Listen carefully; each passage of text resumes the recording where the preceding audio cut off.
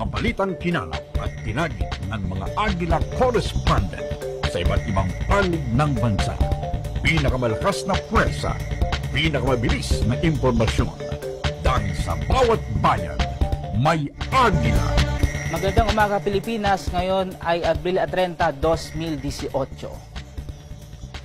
Ako si Erlo Brigas at ito ang Agila Probinsya Morning Edition. Sa ating headlines: Pangulong Duterte di pa iikliin ang 6 na buwang closure ng Boracay Island. Dalawang magsasaka natagpo ang patay at pinugutan pa ng ulo. 6.8 million halaga ng shabu sa isang drug bypass operation sa Cotabato City. At Mount Pulag Trail muling binuksan sa publiko.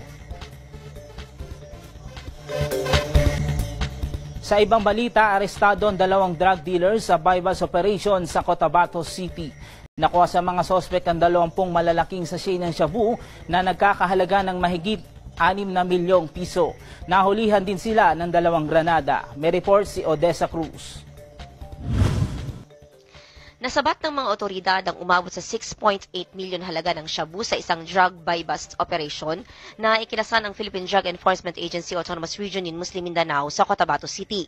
Arestado sa operasyon ang 2 drug dealers na kinilalang sina Benji Kaurak Macmod, 20 years old, at Tahir Mamasingwod Cabalu, 38 years old, parehong driver at mga residente ng Datu Udin, Sinsuat, Maguindanao.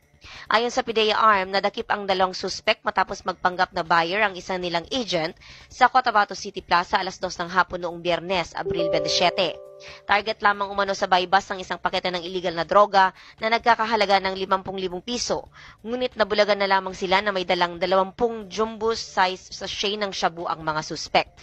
Nahulihan din ng 2 granada at 1,000 pisong mark money ang 2 na aresto.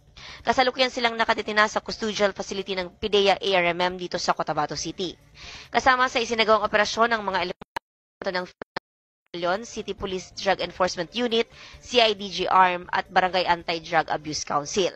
Nagpasalamat naman si Cotabato City Mayor Cynthia dahil sa patuloy nitong suporta sa pinalakas na kampanya ng lungsod laban sa illegal na droga.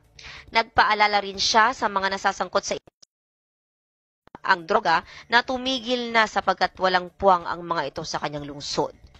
Mula sa Maguindanao para sa Eagle News, Odessa Cruz, I am one with 25.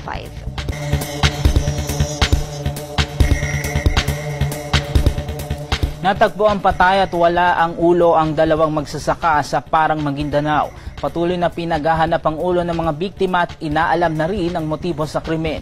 May report si Jake Monteclaro.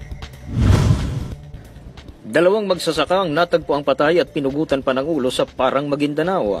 Kinilala ng Autonomous Region in Muslim Mindanao o ARMM Police ang mga biktima na sina Cesar Diamada Fermin, 42 taong gulang at Jason Vistas, 21 taong gulang na kapwa residente ng Purok, Lanzones, Barangay Gumagadong, Calawag, Parang. Sa inisyal na investigasyon ng mga pulis, lumalabas na alas 9 nitong Biyernes nang sabihin ng 2 biktima sa kanilang pamilya na matutulog sila sa tapahan na may layong 200 metro mula sa kanilang bahay. Natagpuan na lamang ng mga residente ang bangkay ng mga biktima. Patuloy pang hinahanap ng mga pulis ang ulo ng mga biktima sa lugar habang patuloy ang investigasyon para matukoy ang mga salarin at matukoy ang motibo sa krimen. Para sa Eagle News, Jake Monteclaro, I am one with 25.